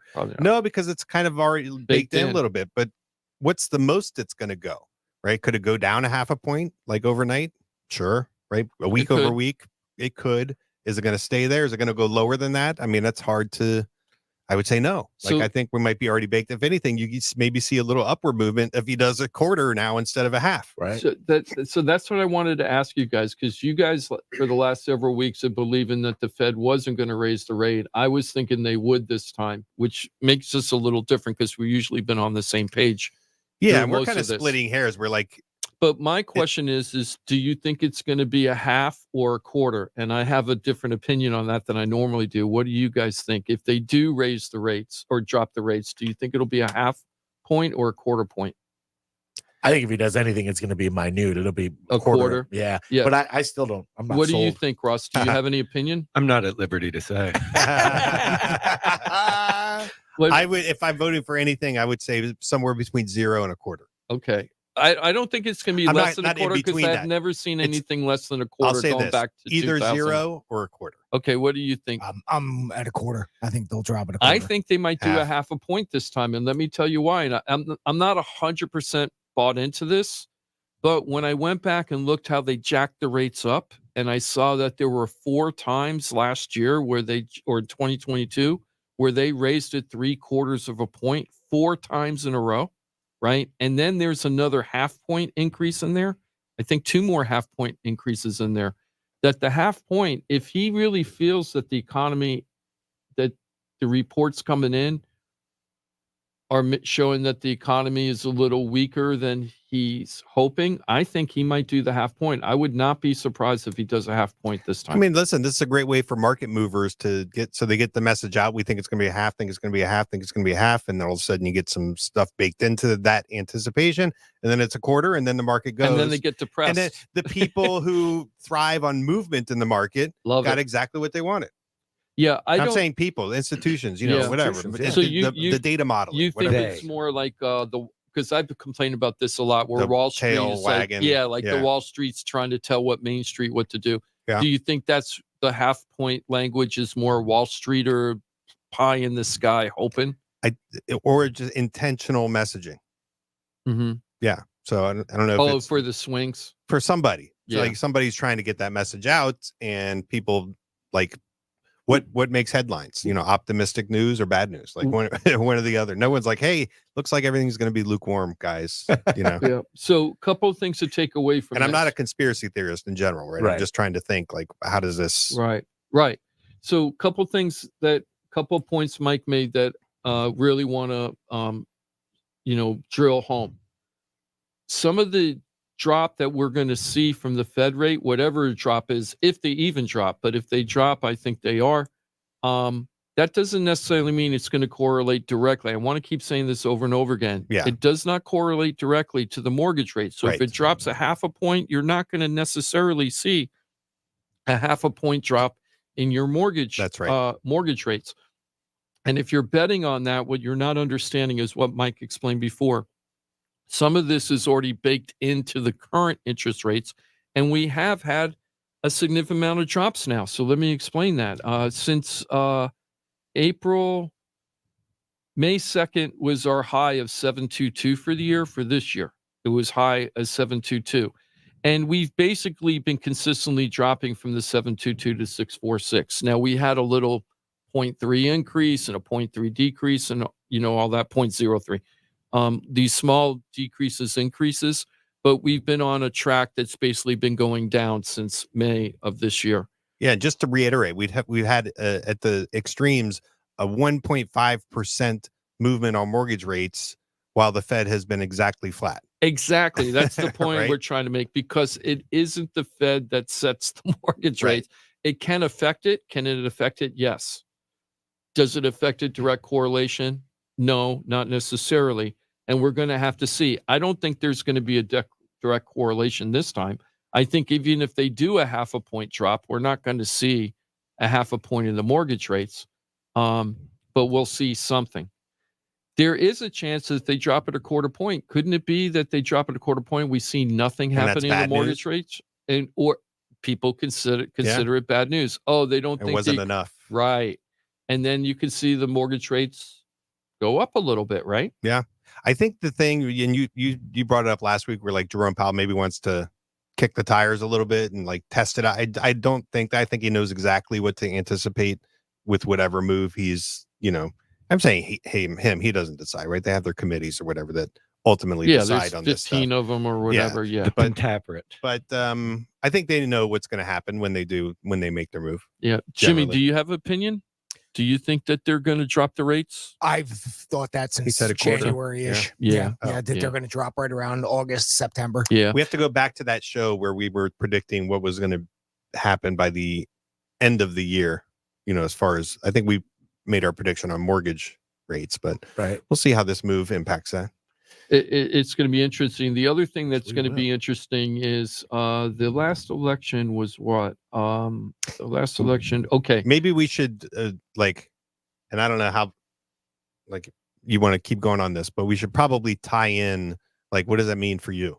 Right? Like if you're in this market, you're a buyer. You're a potential buyer right now. You kind of got your eyes on the market. Maybe you're pre-approved. Maybe you're just kind of poking, doing a little window shopping, but you're potentially a buyer for whatever reason. What does this mean? And the for seller, it's affected both sides. Sir. So I just wrote an article, an email, but it's an article really, that's going out to 8,000 people in our database. If you want that weekly article, give me a call and I'll get you into our database. Even if you're not a customer with us, it doesn't matter. But I just did a whole thing talking about what's happening right now. What does it mean? So what it means to buyers, in my opinion, is that even though we've already seen a dramatic drop in interest rates since last November, people haven't really embraced it fully. So even as the interest rates are dropping, what did I hear from buyers all the time? I'm waiting for the interest rates to get better. I'm waiting for the interest rates to get better. I'm like, they're already getting better. You don't realize it. You're not realizing what's happening. Look around the world and see what's going on. And you can see that they're getting better, but they just weren't. They thought it was going to be better than better, right? Oh, I want to wait until they get to 4 again, or I want to wait till they get to 3 again. I'm like, well, hold your breath. Right? So with the buyers, here's what I feel like is going to happen with the buyers. And I'm sorry to say this to you, but it's going to be very frustrating when I watch the buyers come through my office right now. If they had decided to buy 3 months ago, they might have paid 0.25% interest rate more than they're going to pay probably right now, maybe a little bit more than 0.25%, but they were going to have no competition. They were going to get sellers to give them all kind of discounts in order to buy the house. They could get down payment assistance this summer, right? If they're first-time home buyers and they haven't owned a house, primary residence for 3 years. And they could add all these benefits with no competition and go out there and go mano a mano with the seller and find your motivated seller that's going to give you a good deal. Yeah. Now that the interest rates are going to be in the headline, Fed dropping the rates, we're going to have all these buyers coming in, which is great. And they're all going to come in, and it could turn into just a much more competitive market. Yeah, I don't want to say bidding wars like COVID. That was crazy time. I don't know if we'll see that during this cycle, but we're going to see a lot more competition, and you're going to see not price drops. You're going to see people paying above list price more. Not everybody. You're going to see that happen more common again, right? And you're going to go through that whole cycle that people went through kind of in COVID, but just not as hypered out. So meaning like you're saving on your interest rate, but it's costing you one way or the other in the short term, right? So maybe you're saving long term, but in the near term, it's costing you maybe even to the point where you can't buy the house you want to, you buy because someone else is buying it, potentially, or the Mhm. cash that you need some help with isn't available. So The sellers it's- aren't willing to give you as many Yeah. discounts because they got more offers, right? I guess maybe if you're simplifying, it's like we've kind of been on a slow, if you've got a seller's market on one end and a buyer's market on the other, and like which direction we've been going, well, it's been moving towards buyer's market. I don't know if you call it a buyer's market, but it's been moving that way. Mhm. And so now you might see that needle start holding and then start sliding Maybe back, sliding the other way. the other way. And Now- so, And for sellers, what's happening with sellers right now, it's a crazy market. I was just talking to a seller in one of the neighborhoods, not a seller, I was talking to an agent in one of the neighborhoods I'm selling a house in, and nothing's moving in this neighborhood, including our house, but nobody else's is either. are you saying the inventory in that neighborhood increasing? To be honest with you, no, it's staying about the same, but there's no pendings. There's like no new pendings. There's not new houses coming on the market. Everything's just sitting there. Yeah. So I was just talking to this one agent that has a property that's similar to our property, but they had their property priced at like 30,000. Wait, no, not 30. $50,000 more than our property. It's a similar sized home too. Okay. Our property's not moving. Theirs property's not moving. They just dropped their price 30 grand. So I called up the agent and I said, hey, the guy's name was Rick. I go, hey, Rick, now that you dropped your price 30 grand, what kind of action are you getting on the property? And Rick had told me, it's like, wow, that was a significant price drop. Yeah. The sellers were willing to work with me and gave a significant price drop. I go, yeah, 30 grand on 620 or whatever. That's a decent price drop. And he says, and you know what? I thought that when I dropped the price that much that it would bring buyers. Nope. They actually had less buyers come than it was when it was at the higher price. Huh. And it isn't a factor of the price. It's more a factor of the buyers out there buying right now or not. And the buyers have been super, super slow. I talk to coaches all over the country. It's happening everywhere. It isn't just a local thing. It's happening everywhere right now. And I've never seen, even in all the other elections we held, that we've covered on this show, right? Or the elections we've gone through on this show. I've never seen as many people say, I'm waiting for the election and really mean it, right? A lot of people say that, then they go out and do their thing anyway because they find the house that they want and then they go ahead and buy it. But I've really seen a lot of people stay on the sidelines. I'm not saying everybody. I'm not saying this is 100%, but just more people doing that. And I think our philosophy here is like, it's fine to wait as long as you know what you're waiting for. What are you waiting for? Yeah. Right. As long as you can kind of zero in on it, what exactly you're waiting for. So to me, like waiting for interest rates to drop is not good enough, right? It's got to be, I'm waiting for so that I can buy a home in this neighborhood and have my payment at this. Like that's what I'm waiting for. And that's where you need to. But don't you think that is what's happening? I'm not saying it's right or just. They don't have a plan though. That's what Mike's saying. No, it's a gut feeling. If you had that plan and you were saying, we want to buy in this neighborhood, we want this style of home, and we need the numbers to be this, that should be kind of converging. You're at a moment where those things are converging. Now, it could be that your expectation, like you at the very least, you could say, well, I need the number to be here. Well, we're not getting to that number yet. So now you got to wait for something dramatic to change, which is fine.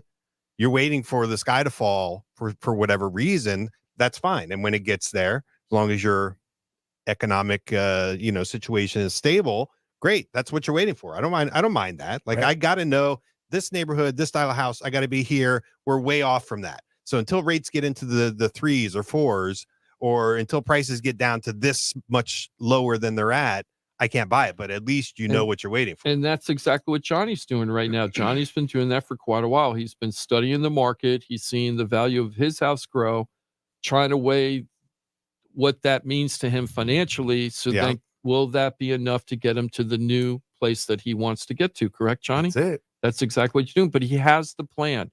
He isn't just going, I'm waiting for the Fed to cut the rate. Well, what does that mean to you if the Fed cuts the rate, Johnny? He won't say that. He's like, well, I'm waiting for the interest rate at this point because I think I'm going to buy a house so at the this price point. The interest rate actually doesn't matter to me at all. It doesn't. It's my monthly nut. And right. We're going to be holding in on that number here real soon here because Mike's about to, give me some real we've got it. We're doing, Johnny is doing right now exactly what we encourage people to do, which is like Johnny's been a soft potential buyer. Now he's starting to get into real potential buyer mode, and he's going to start kicking tires here soon enough. But he's getting all of the tools in place so that he can, when that target presents itself, he's ready to draw and release. It's right. And I will be a seller buyer.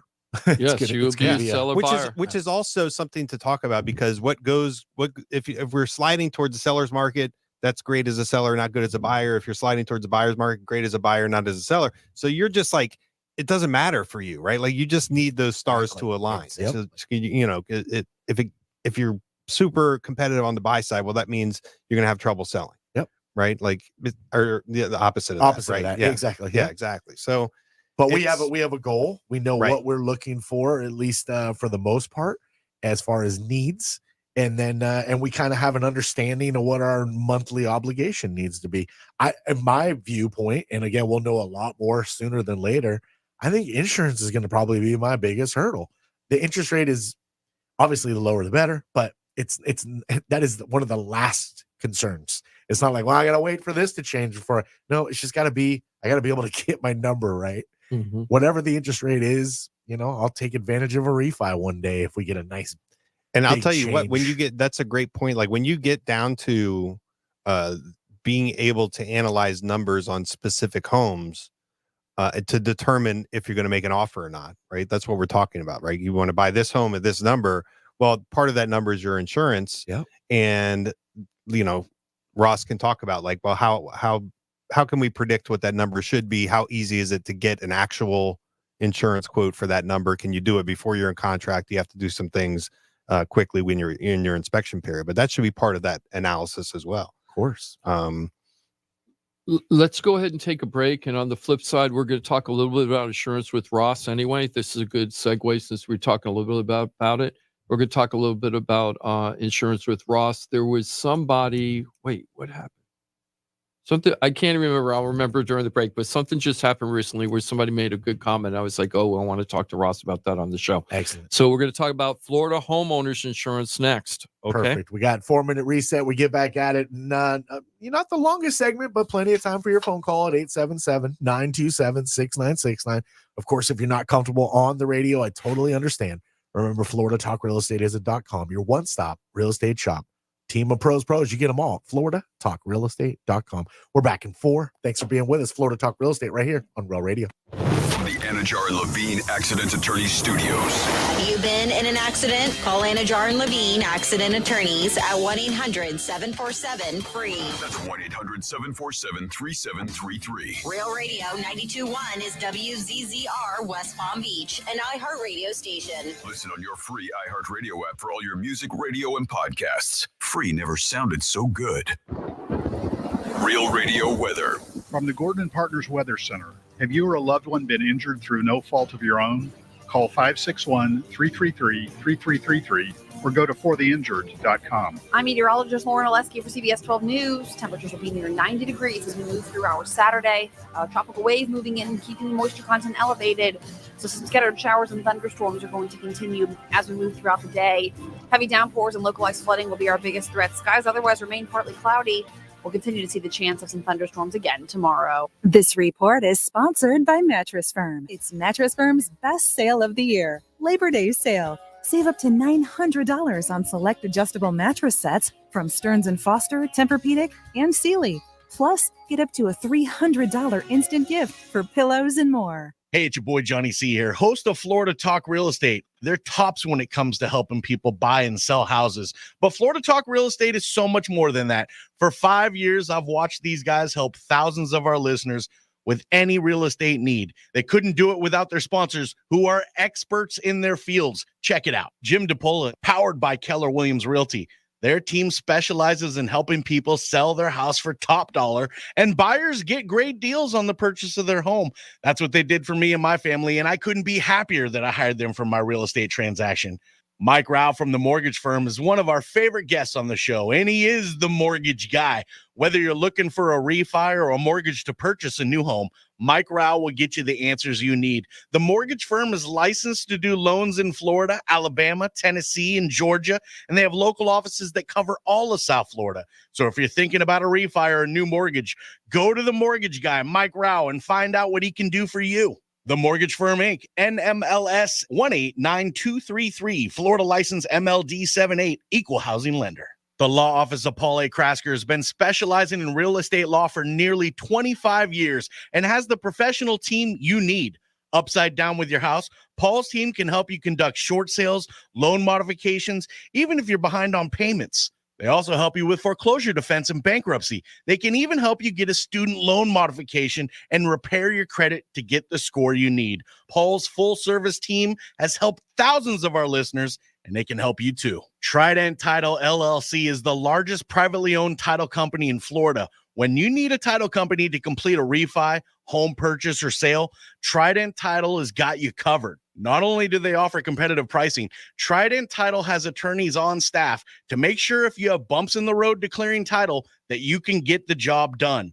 Beware, not all title companies in Florida have attorneys on staff. Trident Title does and complies with all the new federal regulations released last year. Ross Komarinetz, owner of Brightway Insurance, has been helping our listeners get great rates on homeowners insurance plans. Haven't checked your homeowners insurance policy in a while? This is a great way to help reduce your monthly mortgage payment.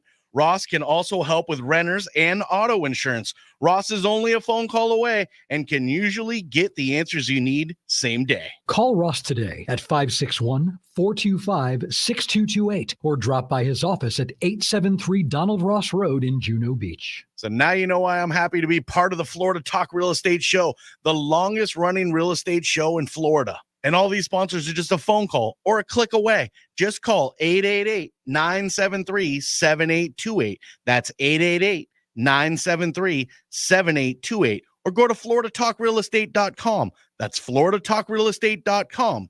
And don't forget to use the most accurate search engine to find your new home or ask for a free home valuation because floridatalkrealestate.com has you covered. That's floridatalkrealestate.com.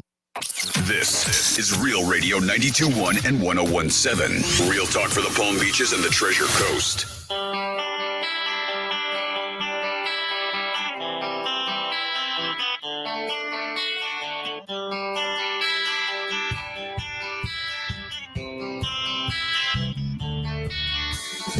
This is Florida Talk Real Estate with Jim DiPaola and Johnny C. Got a question for the show? Call us live at 1-877-927-6969. That's right. This is Florida Talk Real Estate. On Saturday morning, we are live and willing to take your questions on the air. Willing. It depends on the question that you ask. And able. Willing and able. Yeah, maybe we'll take it. Willing, but not I'm able. joking. We're able to take the questions. Oh, we yeah. may not be able to answer the question. That's not Stump the Stoop. Yeah, that's not too common. Yeah, sorry, I'm trying There to it fix is. Jimmy's on. my Might be a good time to thing. kick it back. Yeah. I don't know why you took over for Johnny C. He was sitting here waiting to. Oh, I didn't even see. I just thought you weren't there, so you I didn't decided see to do him. it. He wasn't there. Yeah, I apologize for that. I ran over to say hi to some of our bigwigs at Real Radio. And, Don't let it happen again, Johnny. I know, and I was like, "Damn, I think we're on the radio. I got Slacker. I'll be right back." We're only live, right? On the We're air. only live. Yeah, we're only on the air. Wait, this is a live show? This mic's on. Johnny C, that's me.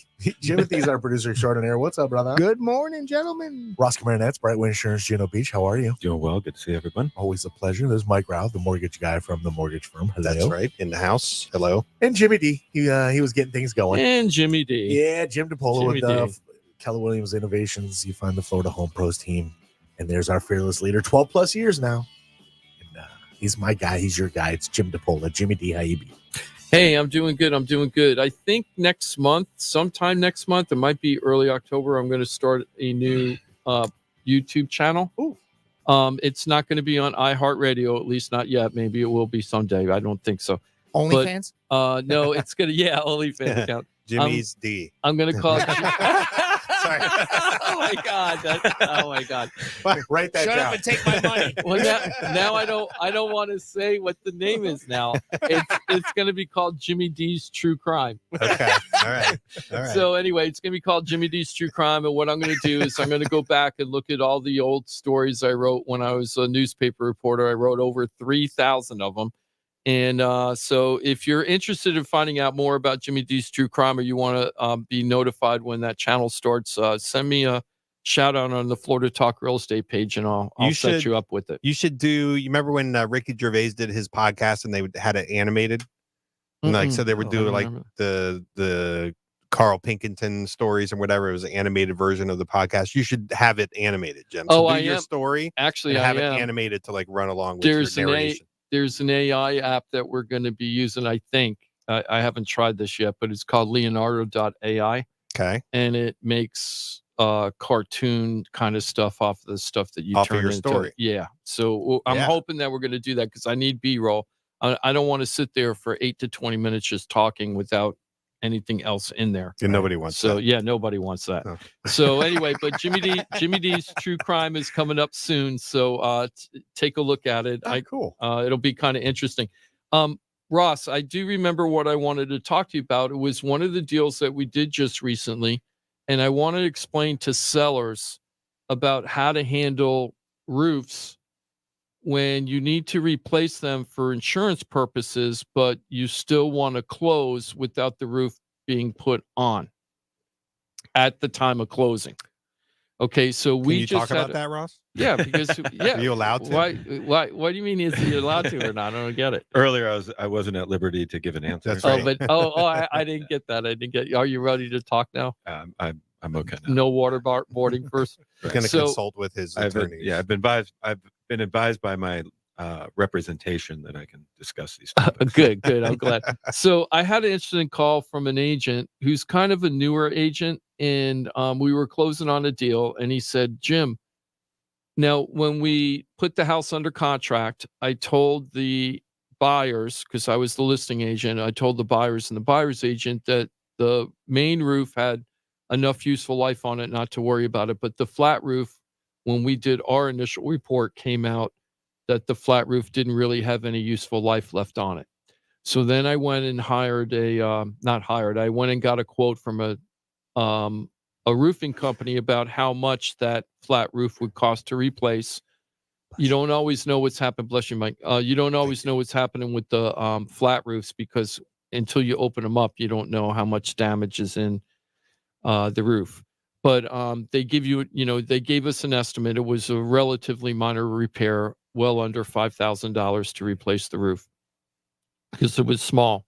Then it took us a very long time to close, and over that time, the roofs actually started leaking. The flat roof started leaking, and we went to close. And then a few days before we were supposed to close, I get the call from the agent.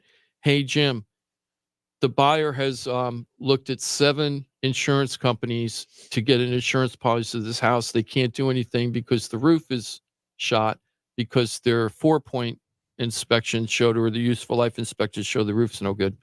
So we want a roof credit and we need time to close, and we got to put the roof on. So my first question was, because the house was 1977 when it was built, I said, unless your guy has, a special relationship with State Farm or AAA or something, and they get a bundle package, I think the only insurance company that's going to insure that house anyway is Citizens. Is that pretty much true? Where was this? In Plantation. Yeah, it's going to be Citizens. Is Citizens, right? So they started shopping around all these other companies. You may get another, assuming everything is great on the house, you may get another company, a few carriers that may offer coverage. But at the end of the day, Citizens is going to be like $1,000, $1,500 cheaper. Cheaper. Yeah. So the cheapest policy is probably going to be Citizens for a house like that anyway, even if they could get an insurance policy. So we went back. They were trying to get the roof from us at the last minute. So we were like, we disclosed this to you up front, and we told you to go to Citizens, and we told you to go to Ross, and Ross would handle this for you. But you guys didn't want to do that, and that's okay. But you can't penalize us 6 weeks into the deal and ask us to put on a new roof when the first thing we did is disclose that roof issue to you, right? So the agent was great. This was not argument. I was making it sound way more argumentative if it was. I was just putting my foot down. I was like, look, I don't think the sellers are going to agree to this. And then he went back. I think they called you, but I'm not sure. But they ended up doing Citizens. But the roof was not done, and the roof was still leaking. The flat roof was still leaking when we closed. Now, how were we able to do that, Ross? Because I really feel that sellers and buyers need to understand this when they got a roof, because sometimes that roof can kill the deal. But we were able to salvage it. So how did we get an insurance policy with a leaky roof? So if you have a bad roof and you plan on replacing it, then you can get a policy. Citizens will allow you to write the policy, even if the roof isn't in good shape. You have to submit it to them and have them approve everything. But I haven't had one declined yet.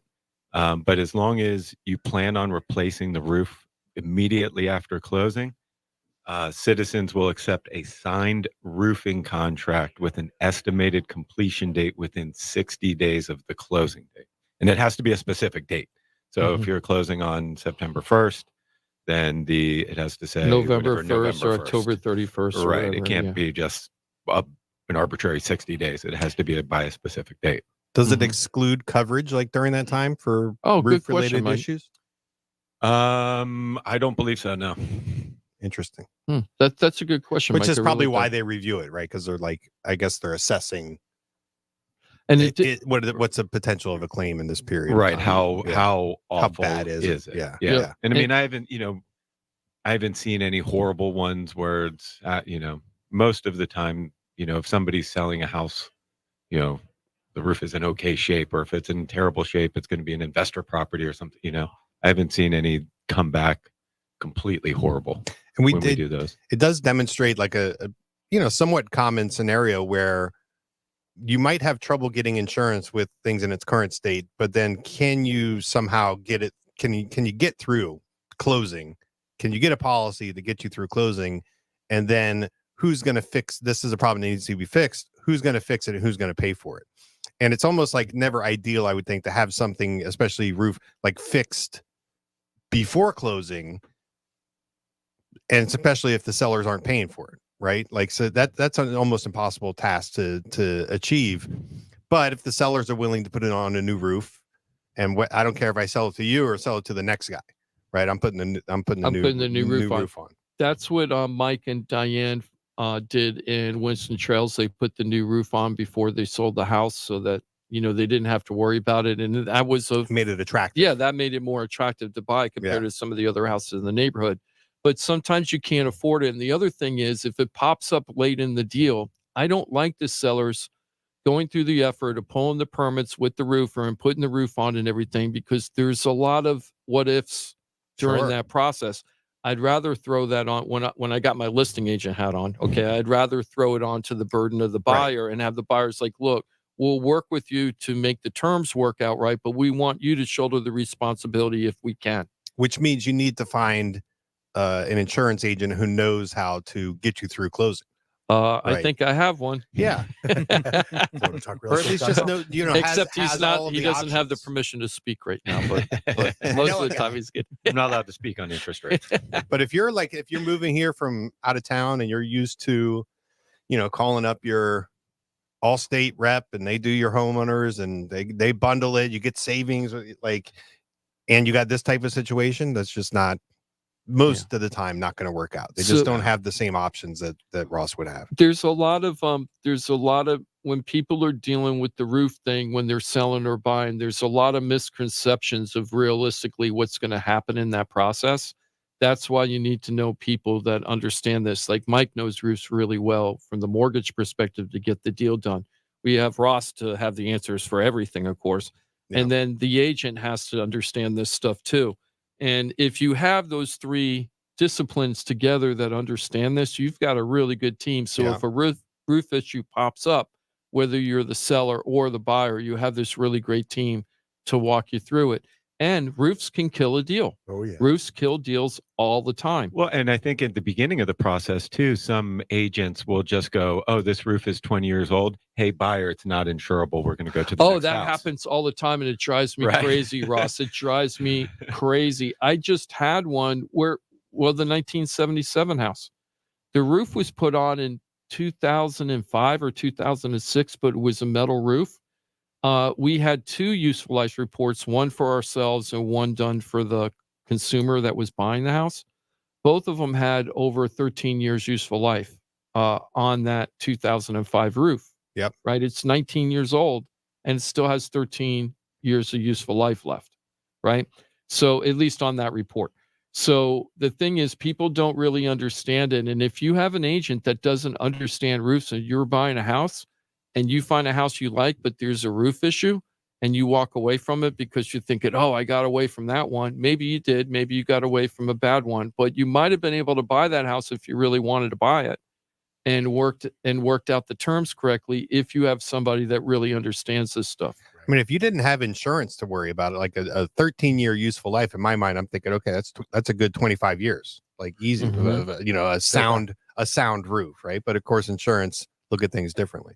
Yeah. So I remember when we started the show, I think, what was useful life back then? I mean, there Was was it really. 3? Was it 3 I mean, with back then? citizens, Yeah, it was it was 3. 3 years of useful life. Yep. Yeah. And now it's 5. Now it's 5.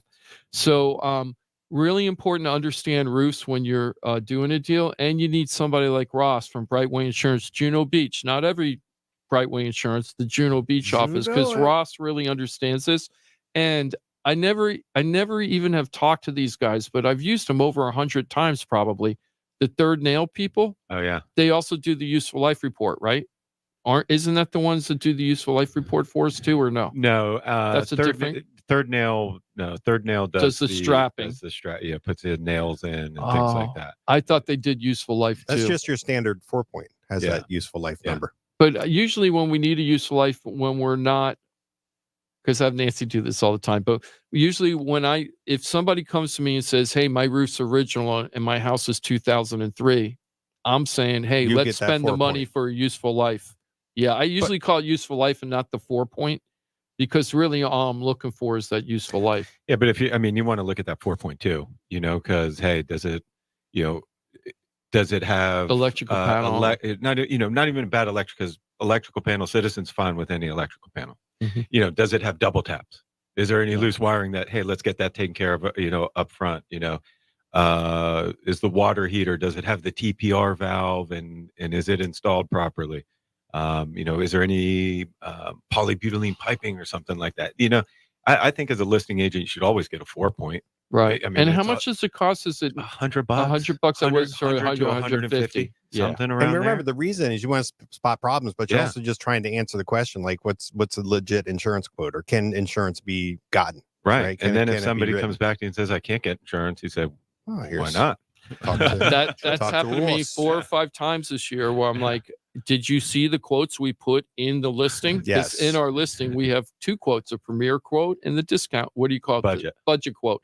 The budget and the premier quote from Brightway Insurance, Juno Beach, that tells us you can get the house insured and this is how much it's going to cost. So that's another thing. If you're hiring an agent, if they don't understand this stuff and they don't understand insurances stuff, it's like the blind leading the blind. You need somebody that understands this. And I'm not an expert, but I know who it is. So all I have to do is pick up the phone and call Ross, and then I become the expert through osmosis, right? That's right. And that's how I become just enough to be dangerous. Just enough to get in trouble, right? But it's really important to understand, especially in today's market, roofs. Now, we had some good news last week that I think we brought out on the show. There was a 9th insurance company that came into the state and is now ready to write policies. I know it isn't going to be writing policies everywhere, but they want to get back in. We found out there's hundreds and hundreds of insurers who can write in Florida. Yeah. Oh, that right. Like 167 or something you said, or something like that. Yeah. That's right. That they can write. They can. That doesn't mean they do write. Yeah, it just means they can write. They opt to. Yes, they can. So if you ever have any insurance issues at all, the first thing you have to think about is the Florida Talk Real Estate Show is like, I need Ross. You gotta get me to Ross so I can get the answers you need.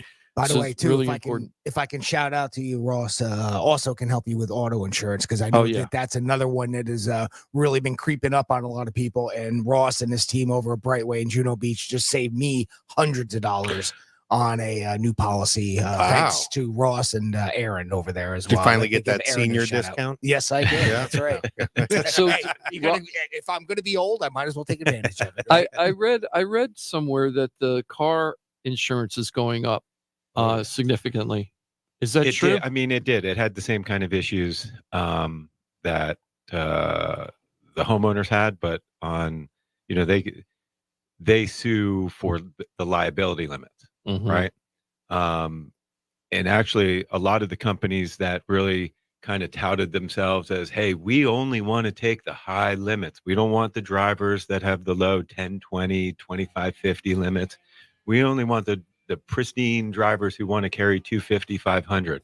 And all those carriers got beat to death with law because, you accidentally rear end somebody, you get a copy of their policy. Oh, you got $250,000 for me to go after. Let's go get it. Yeah, Wow. Yeah. And then, you got an umbrella. Woo, we're going to go after that one too. Like getting an umbrella policy right now is hard. Wait, there's a third thing. And you live in Florida?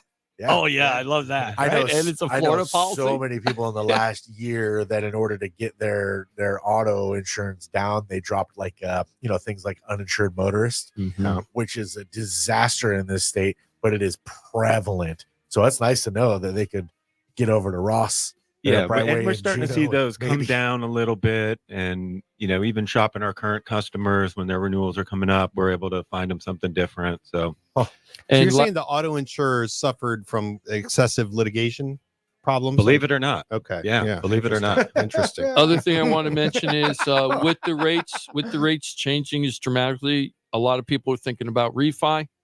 Got to go to Mike for a refi because Mike's going to give you the real deal on the math to make sure that the refi is a smart thing to do. Because just because you can refi doesn't mean you should refi. He's gonna have and the Mike is conversation. going to give you the real information that's best You're for going to you. start getting bombarded with Yes, you refi are. opportunities, guys. Just so you have to have a trusted source to actually go through, and it's not just like, hey, your rate's lower, let's do it. It's just not that simple. And Mike I'm would love getting to. bombarded with that and Mhm. credit consolidation, man. Oh, Every day yeah. my mailbox Really? is stuffed with that stuff. Refi? Oh, for cash out, for Yep. debt consolidation. I'm getting like HELOC. And Mike, Get into some Mike will equity. compare any refi you do. You've done that many, many times for our Oh, yeah, customers of where they course. went to other places and then they came to Mike and said, "Can you go over what they gave me and see what you can do?" Yeah. Sometimes Mike wins. Sometimes Mike breaks even.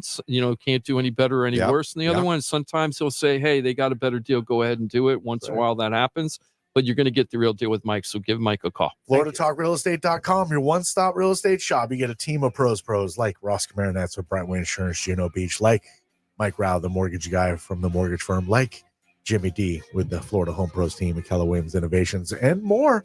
We got a team, y'all. You got to deal with your home, buying it, selling it, stuck with it. You don't know what to do. Everything that it touches. We have a professional handle that and so much more at FloridaTalkRealEstate.com. Know it, use it, love it, share it. You can change lives by putting people on to FloridaTalkRealEstate.com. Thanks for being with us every Saturday. You got the locker room getting ready to go with some real deal, meaningful football to be discussed. And of course, if my wifey is listening, I love you very much. Can't wait to celebrate 12 years of wedding bliss with you, my dear. Boom. We'll do it all weekend long. We'll start in the pit with Mudvayne tonight. Is there a special name for the 12 year? Like the Lucky? Oh, it's we made it. Yeah. Mudvayne, I yep. am lucky is what I am. What is 12 years? Like, paper and silver Yeah, and that's what I gold. meant. What is the 12 year? I have no idea. I We don't don't buy know gifts either. for each other. Mudvayne We're in the We're pit. in the pit for Mudvayne. Yeah. we go to That's the concerts. We have memories that we build. I don't remember the last time I bought my wife a gift. Ever? About 12 years ago. Yeah. Maybe bring some 11, flowers. 11 years ago. You could do the first flowers for the anniversary. That wouldn't hurt. I guess I could. Yeah. So on your way home, get some flowers. She'd rather me put that towards the next tickets. Red roses. Exactly. No, you can buy like the $12 version.